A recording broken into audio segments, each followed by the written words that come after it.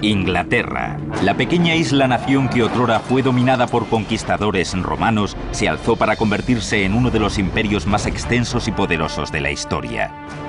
Su influencia llegó a todas partes del globo, extendiéndose por los 5 continentes. Fue inimaginablemente grande. La tecnología, la innovación y la ambición. Estas fueron las herramientas que levantaron este enorme imperio y crearon la formidable Armada Británica, una fuerza motriz que dominó los océanos del mundo. La Marina Real es como el Microsoft del sistema global del siglo XVIII y XIX. Está por todas partes. El Imperio Británico construyó enormes símbolos de supremacía que todavía hoy en día siguen inspirándonos respeto. Pero los cimientos de ese imperio se levantaron sobre egos, sangre derramada y una sed inagotable de conquista.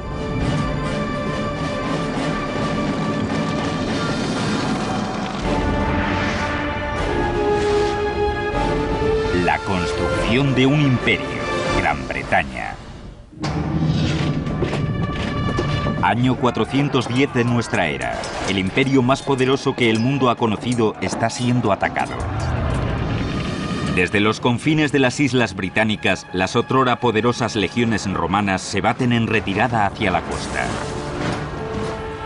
Dejan tras de sí un vacío militar y político. Por primera vez después de más de 400 años, la vulnerable isla de Britania debe valerse por sí misma. Era el final de un imperio y el comienzo de otro. El sol nunca se pone en el Imperio Británico. Llevo toda mi vida oyendo esas palabras desde que era pequeño. Incluso aunque nunca viví en Inglaterra y ese imperio hacía mucho tiempo que había desaparecido. Hola, me llamo Peter Wheeler. En su época de máximo esplendor, el Imperio Británico abarcaba casi un cuarto de la masa terrestre de la Tierra, unos 36.260.000 kilómetros cuadrados. Si lo piensan un momento, una extensión pasmosa. Pero, ¿cómo llegó una isla que estaba al medio del Atlántico Norte a convertirse en un imperio tan monstruoso? Bueno, a principios del año 400 de nuestra era, mientras esos ciudadanos romanos huían de una posible masacre a manos de los vikingos, los jutos, los anglos y los sajones, algunos de estos maleantes y saqueadores, decidieron quedarse. Tal vez les gustara el clima benigno de la isla. Y tras varios siglos se organizaron y surgió una especie de identidad anglosajona. Pero con la muerte del último rey sajón de verdad, Eduardo el Confesor, quedó la puerta abierta para que entrara otro pueblo, los normandos, que esencialmente eran descendientes de los vikingos que se habían asentado en el norte de Francia. Y en la batalla de Hastings, en 1066, los normandos hicieron precisamente eso, conquistaron Inglaterra al mando de un hombre llamado Guillermo, que hoy en día llamamos Guillermo el Conquistador. Guillermo, un hombre sediento de poder, no se detendría ante nada hasta convertirse en rey de Inglaterra. Para conquistar otro país como Inglaterra no se podía ser una persona amable o sensible. Había que ser un dirigente muy fuerte y eso es lo que era. Era un hombre brutal. En 1066, Guillermo movió ficha. Reunió un ejército de normandos y desembarcó por sorpresa en las costas de Inglaterra. Durante varias horas sangrientas, sus huestes pelearon ferozmente con las del rey Haroldo cerca de la ciudad costera de Hastings. Al anochecer, con un solo ataque, Guillermo había conquistado Inglaterra. A continuación, tomó prestado un capítulo de la historia romana y lanzó una serie extraordinaria de proyectos de construcción que transformaría el paisaje inglés. Se impone en Inglaterra y se dedica a construir castillos por todas partes. Ahora bien, cuando vemos algún castillo solemos pensar, qué bonito, ¿verdad? Pero el castillo normando no es bonito, es un mazacote que se alza imponente sobre tu ciudad y que está ahí para recordarte que ahora estás bajo nuestro yugo. Y el más grande que construye es la Torre de Londres. Guillermo quería que la Torre de Londres intimidara. Eligió un antiguo emplazamiento romano a orillas del río Támesis. La nueva torre se construiría sobre ese antiguo asentamiento romano y se aprovecharía del legado de poder y gloria de estos.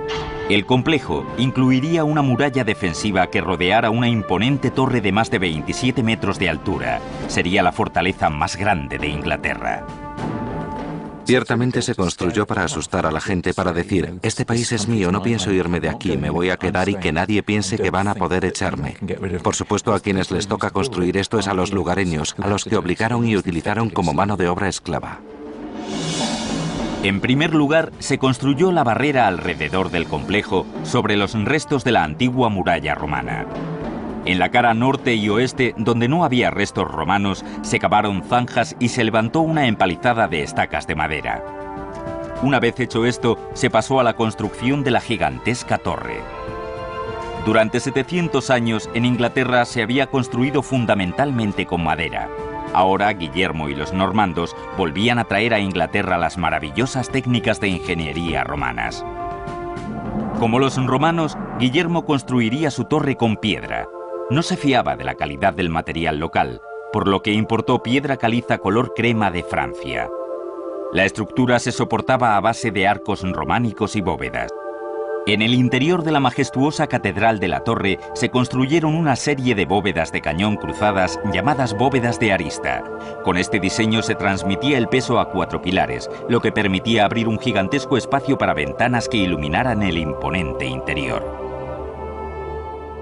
Fue una gran gesta para la época porque los ingleses estaban acostumbrados a construir con madera, así que para ellos debió ser un milagro ver cómo se levantaba esta enorme estructura. Era realmente inexpugnable. Los muros eran tremendos y solo tenían pequeñas aberturas para mirar al exterior.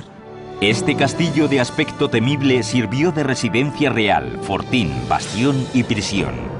La maniobra de intimidación se veía refrendada por una rápida y dura represión contra cualquiera que se atreviera a desafiar al rey. Venían hombres armados a tu aldea, a la puerta de tu casa, te sacaban a rastras de ella, te quemaban tu hogar, te quemaban tus campos, te dejaban sin nada y por supuesto mataban a mucha gente.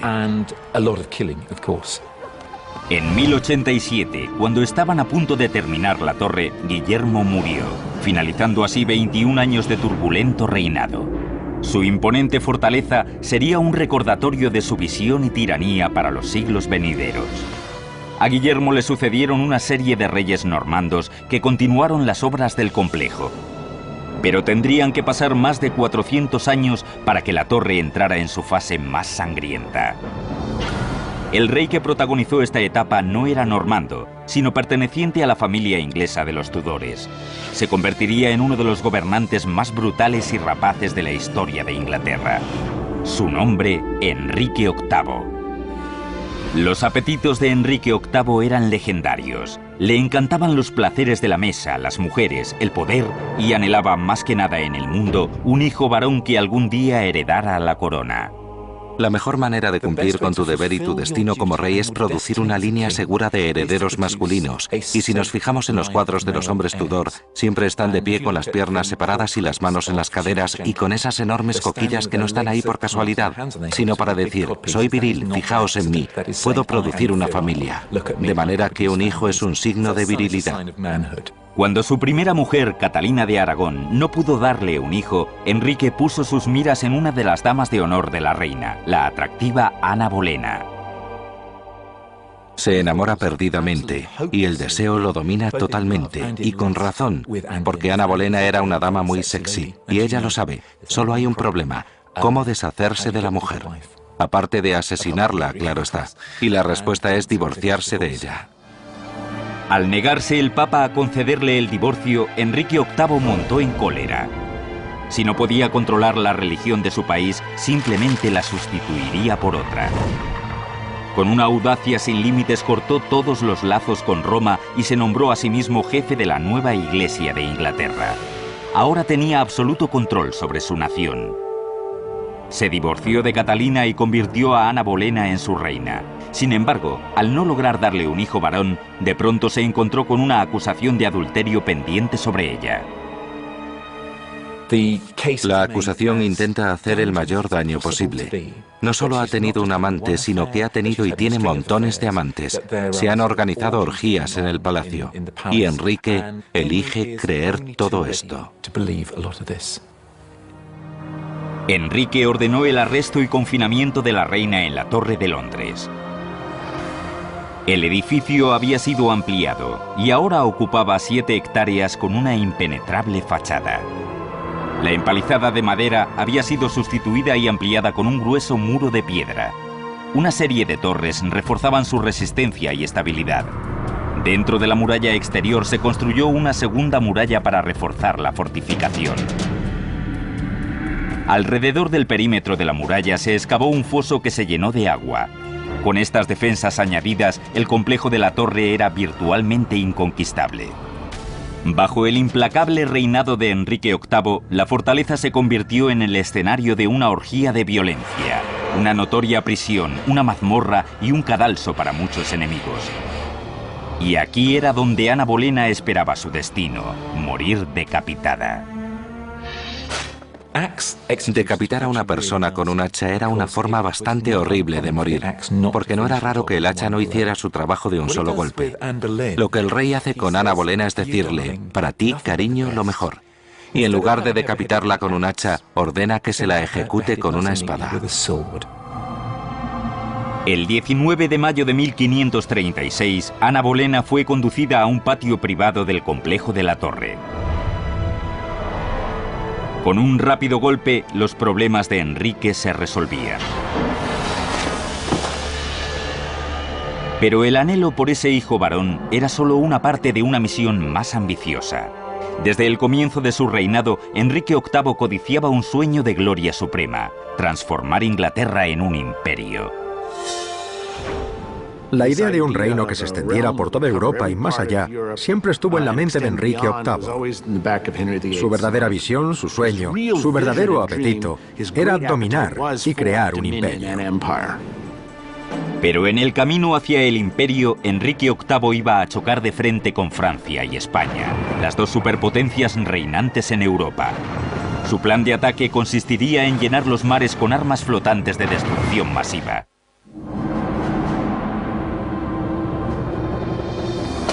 Verano de 1510.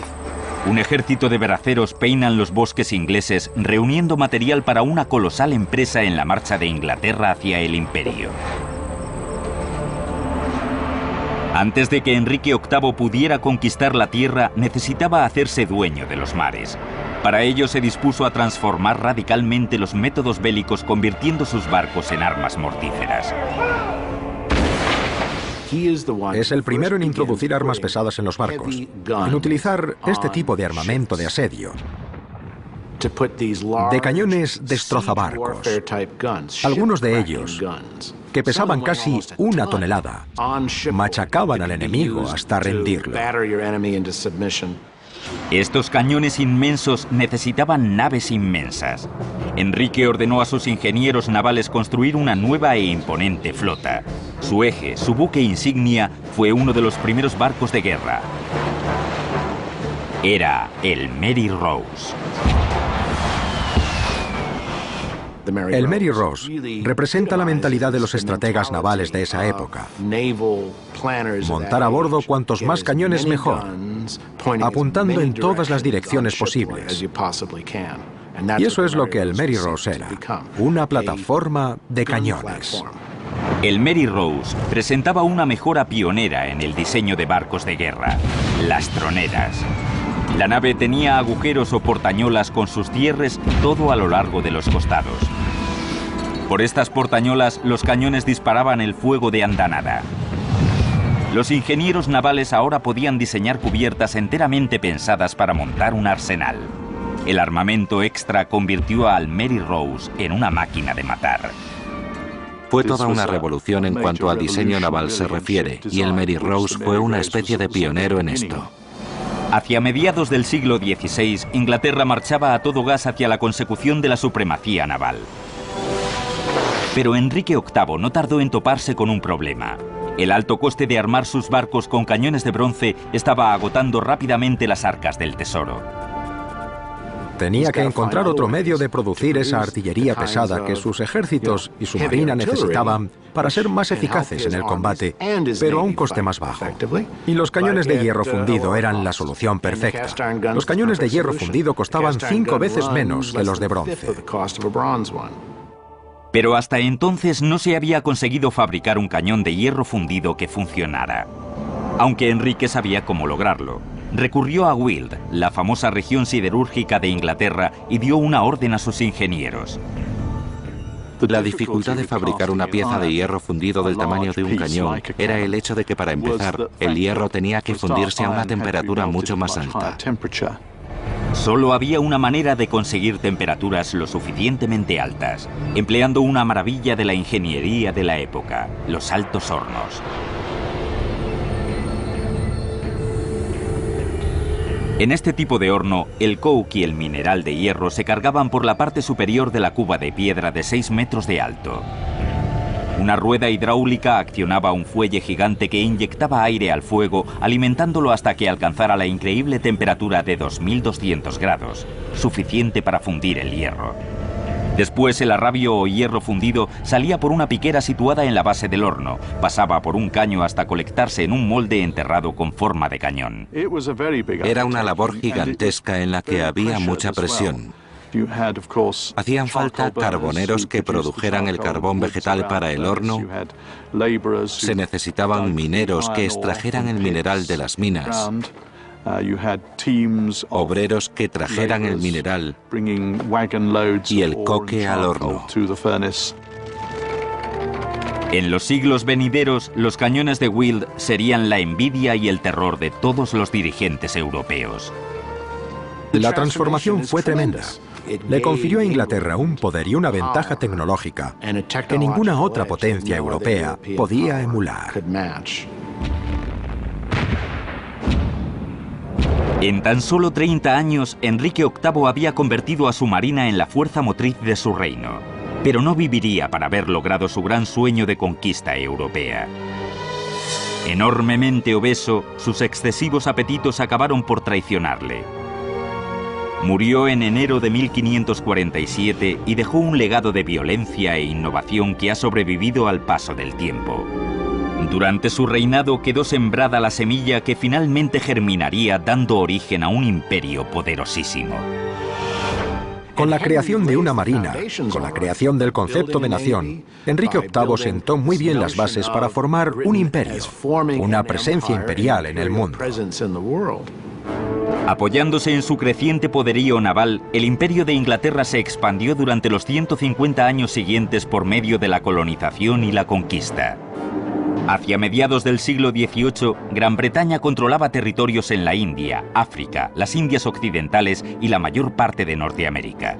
No obstante, dos amenazas serias a este floreciente imperio surgieron en el horizonte, y el rey que tendría que enfrentarse a ellas, Jorge III, también luchaba contra sus propios demonios. Siempre se ha hablado de su locura. De hecho, tenía una enfermedad física que le había afectado al cerebro. Los primeros brotes de locura del rey comenzaron en 1788, 7 años después de sufrir un tremendo revés. Un pequeño territorio en la otra punta del mundo había derrotado al poderoso Imperio Británico en una guerra de independencia. Se llamaba Estados Unidos. Cuando las tropas británicas se marchan de Yorktown, cuando se rinden, marchan al son de una melodía llamada El mundo se ha vuelto del revés. Y eso es precisamente lo que parece. El mundo se ha vuelto del revés. El mundo se ha vuelto loco cuando los rebeldes ganan. Durante la década siguiente, el mundo de Jorge III fue hundiéndose lentamente a sus pies. En 1804, otra amenaza ponía al rey y a su imperio al borde del abismo. El emperador francés Napoleón Bonaparte. A principios del siglo XIX, el tirano conquistador estaba logrando rápidamente el control de Europa. Inglaterra era su último obstáculo para alcanzar la supremacía en el continente. Era una amenaza tan grande como lo fueron los nazis durante la Segunda Guerra Mundial. Estaba reuniendo un ejército enorme para invadir las islas británicas. Con su marina real, Inglaterra se había convertido en una potencia naval. En 1805 se enfrentaba a la amenaza de una invasión de Napoleón en la decisiva batalla de Trafalgar. Gracias al empleo de unas audaces tácticas navales y a barcos tecnológicamente más avanzados, Inglaterra aniquiló a las fuerzas combinadas de Francia y España. Trafalgar confirma la supremacía naval de Gran Bretaña. Y los británicos se alzan como los maestros insuperables de esa tecnología naval. Pero cuando se produce la derrota final de Napoleón en 1815, el rey Jorge III ya está sumido permanentemente en la locura y no es más que una mera figura decorativa de la política. Ha perdido la cabeza completamente. Se queda ciego también.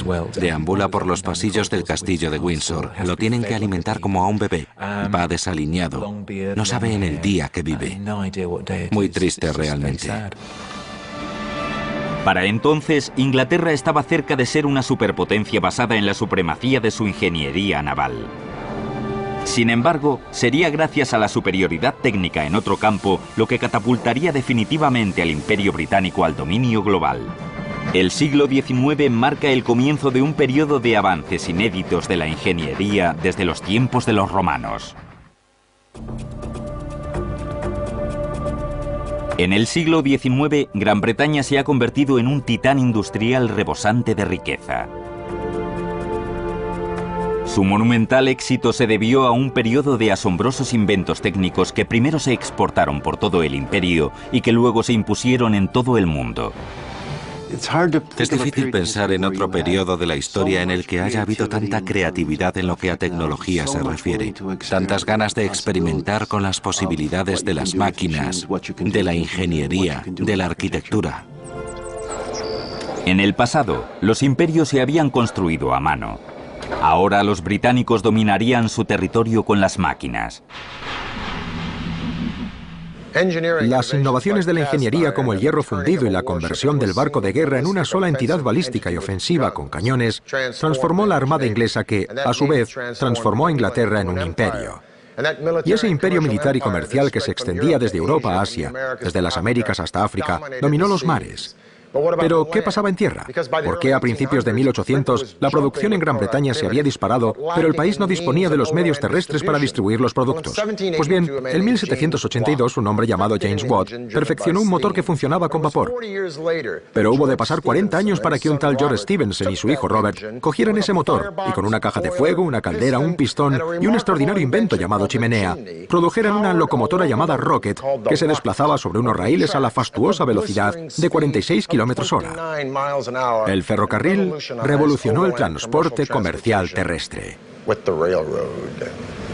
La locomotora Rocket no era la primera locomotora, pero sus extraordinarias prestaciones demostraron que los trenes de vapor iban a ser la fuerza del futuro.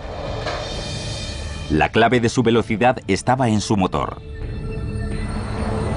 Los gases calientes generados por el carbón que se quemaba en una caja de fuego pasaban por una serie de tuberías de cobre y hacían hervir el agua de una cámara. Esto generaba vapor que se elevaba hasta la cúpula de la caldera y que pasaba por una válvula reguladora de presión hasta un cilindro.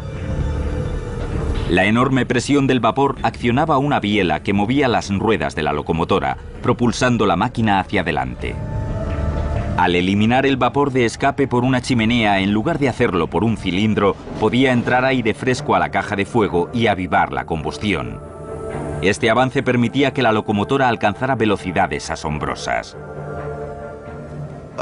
De todas las locomotoras que se idearon en esa época, es la que realmente tendrá un futuro.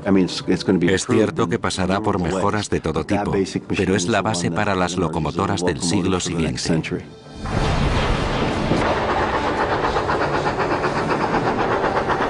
Había dado comienzo la carrera del ferrocarril por toda Gran Bretaña.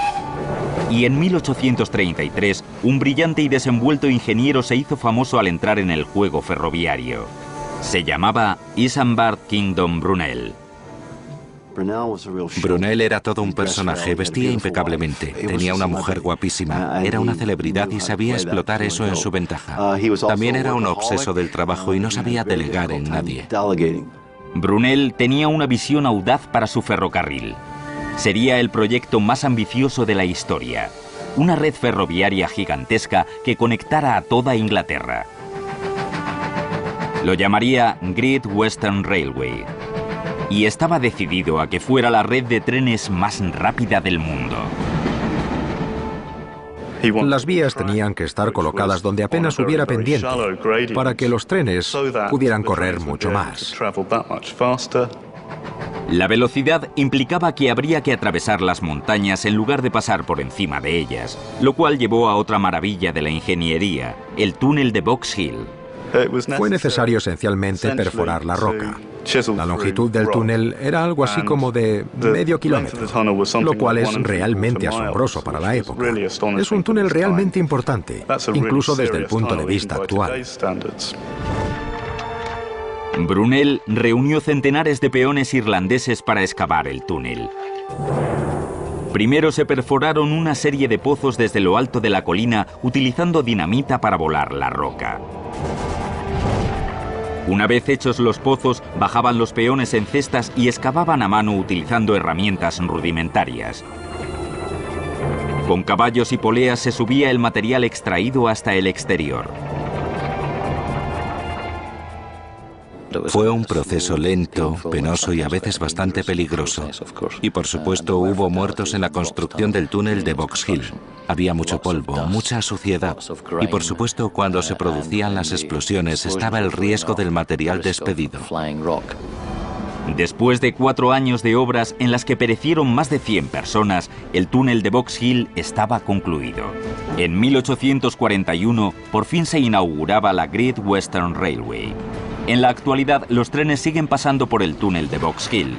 La moda del ferrocarril que Brunel contribuyó a crear se extendió al resto del imperio, consolidando la supremacía de Inglaterra alrededor de todo el mundo. La red ferroviaria de mediados del siglo XIX, primero en Inglaterra y después en otras partes del mundo, era una verdadera maravilla.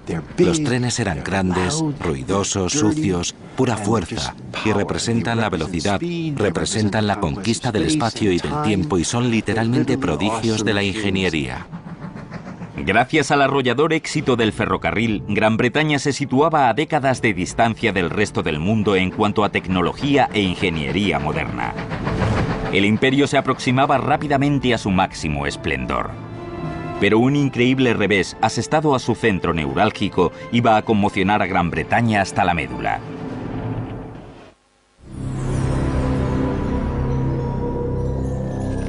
Octubre de 1834.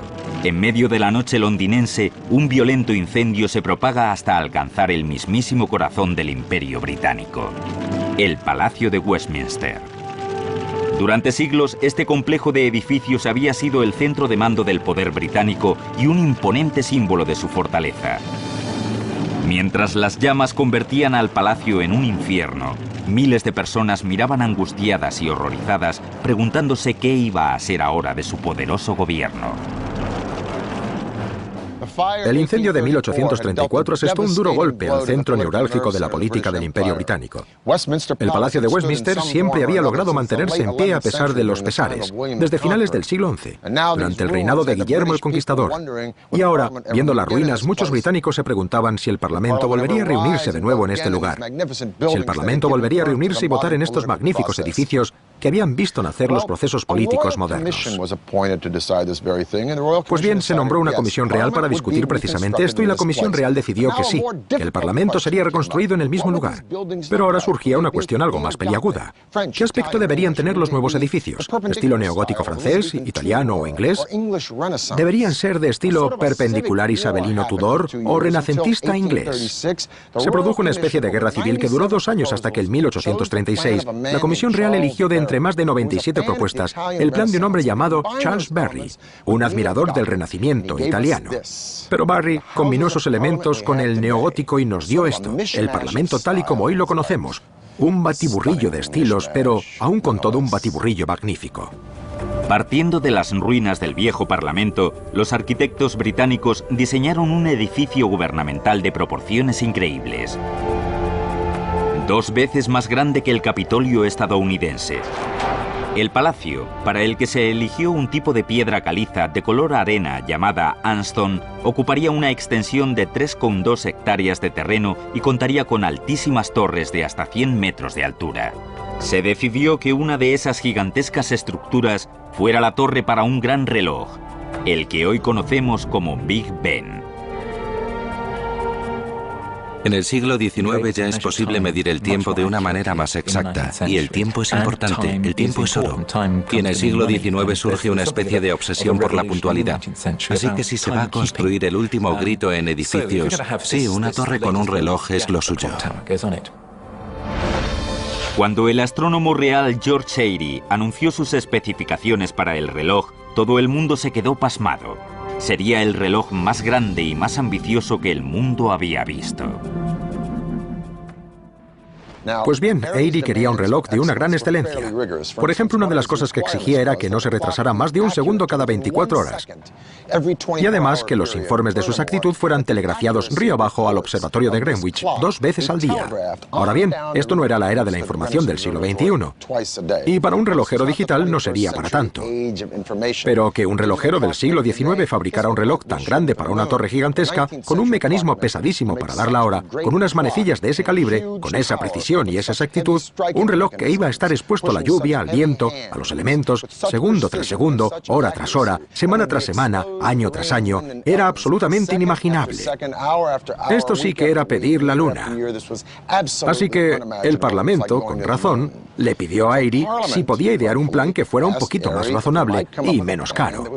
Pero Airy fue inflexible, y así el reloj que hoy conocemos erróneamente como Big Ben, ya que ese es el nombre de la campana, se convirtió en un estándar para calcular el tiempo de todas partes del mundo. Asombrosamente, fue un relojero aficionado llamado Edmund Beckett Denison quien diseñó el famoso reloj cuando los demás expertos no lograron cumplir los requisitos de precisión milimétrica. Como todos los relojes de este tipo, el de Denison funcionaría por medio de un mecanismo de pesas, engranajes y un péndulo. Pero lo más innovador del diseño del Big Ben consistía en un sistema que protegía al péndulo de las fuerzas exteriores. Dos brazos de metal controlan una rueda en forma de estrella de 3 puntas que gira una muesca cuando el péndulo bate los segundos. Esto regula el movimiento del reloj. Cuando la lluvia o la nieve se acumula en las manecillas, los brazos aíslan el péndulo que sigue oscilando sin que le afecte el peso extra. Para ajustar la hora del reloj, los cronometradores solo tenían que echarse mano al bolsillo. Se utilizaban peniques para ajustar la precisión del reloj. Añadiendo o quitando una de estas antiguas monedas en el péndulo, se podía adelantar o atrasar el reloj 2/5 de un segundo en 24 horas. Mediante ese brillante aunque sencillo método, el reloj se hizo famoso en el mundo entero como una maravilla de la puntualidad inglesa. La torre del reloj del Parlamento, que es el centro del imperio, tiene una peculiar y poderosa importancia simbólica. Es como si hasta el tiempo estuviera gobernado por los británicos. Además del reloj, se necesitaban una serie de campanas para marcar el paso del tiempo y una enorme campana central para dar la hora. George Mears se encargó de fabricar la gigantesca campana según las instrucciones precisas de Denison, y así es como vino al mundo el Big Ben, con unas increíbles 13 toneladas de peso. En 1858, los londinenses salieron a la calle para aplaudir el paso de la enorme campana en su camino hacia la torre del reloj. Desde entonces, ha llenado Londres con su distintivo tañido. Londres creció tremendamente. Era realmente la primera conurbación a gran escala del mundo. Y como ciudad, tenía que tener sus símbolos. Y el mayor de todos, el más icónico, era el edificio del Parlamento y el Big Ben como símbolo del poderío y la fuerza del Imperio Británico. Hacia mediados del siglo XIX, Gran Bretaña había establecido el patrón de oro para los logros tecnológicos. Pero bajo el reinado de una joven e ingenua reina, Londres sufriría una crisis que pondría a la ciudad al borde del desastre. En 1837, una adolescente toma las riendas del imperio más poderoso de la Tierra. Su ascensión al trono estuvo marcada por la polémica en toda Gran Bretaña. Tanto sus súbditos como su gobierno la consideraban una niña consentida, impetuosa e inmadura para gobernar. Era la reina Victoria. Tenía solo 18 años cuando subió al trono y los 2 primeros años de reinado fueron muy difíciles. De hecho, era bastante impopular. Poco parecía indicar que esta muchacha inmadura se convertiría en un venerado símbolo del inmenso poder del imperio. Su transformación se produjo al casarse con su primo Albert en 1840. Fue amor a primera vista. Toda su vida había estado esperando a que llegara alguien en quien apoyarse metafórica y por supuesto literalmente. Y Albert supo llevarla de la mano y ayudarla a madurar. Ya entonces el imperio se extendía por todo el mundo, desde Norteamérica hasta Australia. Albert y Victoria buscaron la grandeza en el campo de la ingeniería y la tecnología, sabiendo que estos avances eran cruciales para expandir su imperio. Ninguno lo fue más que la nueva tecnología del telégrafo. Tenemos un imperio que abarca literalmente todo el mundo. Se hablaba de la eliminación del espacio y el tiempo por medio del telégrafo eléctrico. La industria del telégrafo floreció en todas partes con Gran Bretaña a la cabeza.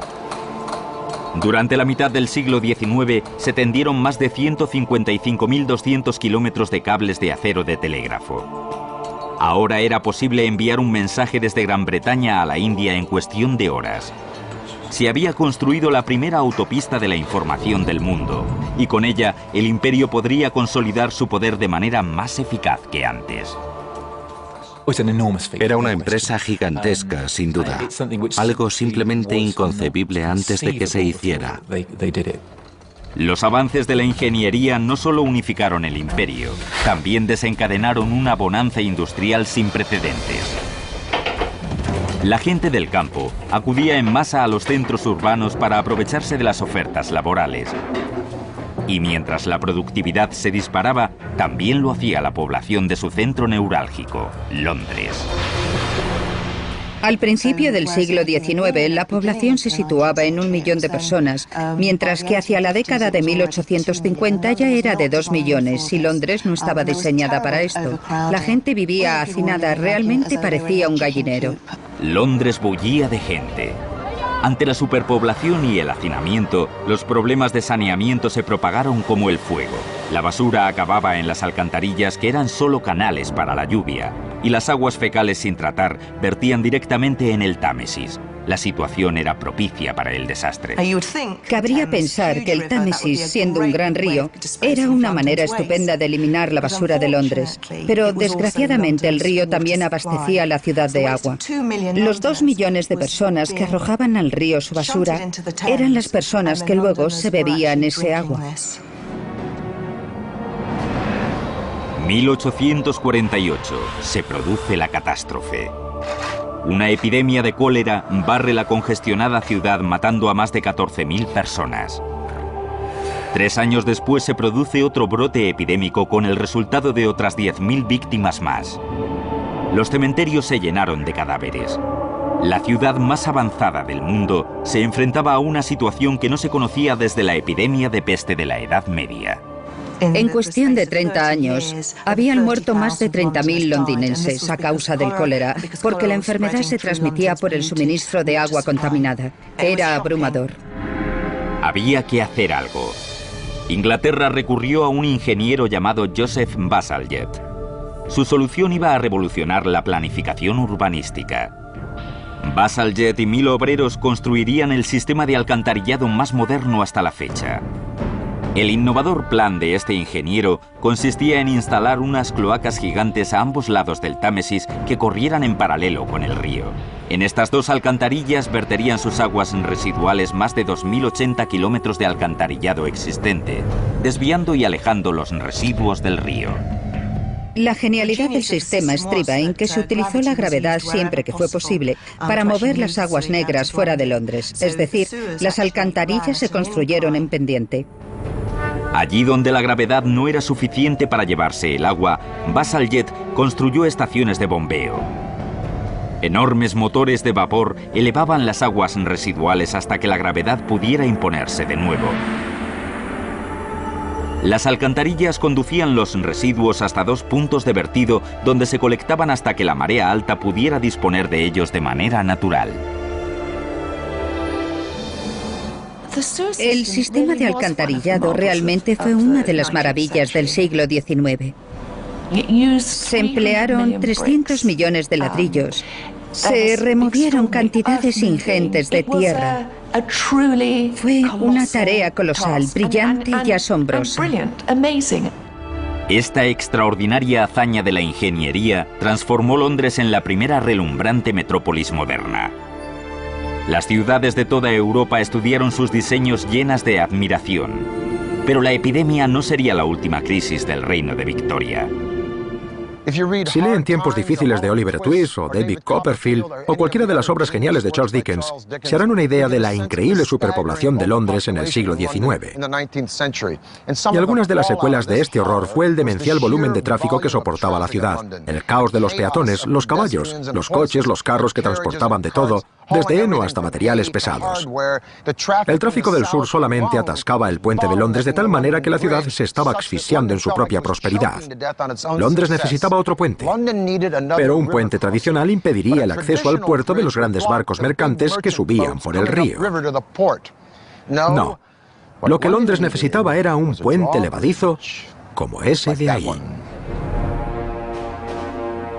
El puente levadizo sería el más grande y sofisticado de su clase. Se llamaría Tower Bridge. La estructura es de acero sólido, forrada de piedra para que hiciera juego con la cercana Torre de Londres. Cuando el puente se construyó, las levas o básculas de 1.200 toneladas se levantaban gracias a unos motores de vapor. La fuerza hacía girar unos piñones sobre una cadena de acero curvada unida con remaches a la cara externa de las vigas. Un eje sólido giraba cuando el piñón levantaba la estructura. Las levas se elevan hasta un ángulo de 83 grados para permitir el paso de los barcos. El puente tardaba solo un minuto en levantarse, así que era una increíble hazaña de la ingeniería. Hicieron falta más de 400 hombres y 8 años para construir Tower Bridge. Hoy es uno de los puentes más famosos y emblemáticos del mundo. A pesar de que Albert fue la fuerza impulsora de estas asombrosas obras de ingeniería, no vivió lo suficiente para verlas terminadas. Falleció en 1861, dejando inconsolable a Victoria. El sufrimiento de la reina Victoria fue algo nunca visto. Durante casi 10 años, Victoria se mantuvo aislada de su país. Pero cuando por fin reasumió la vida pública, lo hizo más fuerte y poderosa que nunca. La adolescente inmadura se había convertido en una gobernante de la era moderna que merecía ocupar su puesto entre los dirigentes del Imperio Británico. Por todo el mundo se erigen estatuas de la reina Victoria. Por todo el mundo hay enormes celebraciones y en muchos casos también participan los pueblos colonizados. Se convierte en una figura muy querida. Victoria pasó a ser un símbolo del esplendor y el poderío del imperio. Su reinado marcaría el punto culminante del poder británico en el mundo. El imperio ahora tenía posesiones en todos los continentes principales y más de 400 millones de súbditos. Ningún otro país podía rivalizar con su inmenso poder. Fue el imperio más extenso que el mundo había conocido hasta entonces. La reina Victoria murió en 1901, en los albores del siglo XX. Gobernó un reino de una extensión, un optimismo, una confianza y un espíritu innovador inéditos. El Imperio Británico había conducido a la humanidad hacia la era moderna, con su producción en masa, su rapidez en el transporte y las comunicaciones. El mundo nunca volvería a ser el mismo. Todos los países y las culturas que hay en la actualidad en este planeta se han beneficiado de una manera u otra de la visión y la imaginación de los británicos. Puede que el sol se pusiera por fin en el Imperio Británico, pero en vista de los milagros de la era moderna, el sol nunca ha lucido tan brillante como ahora. Para el canal de Historia, se despide Peter Wheeler.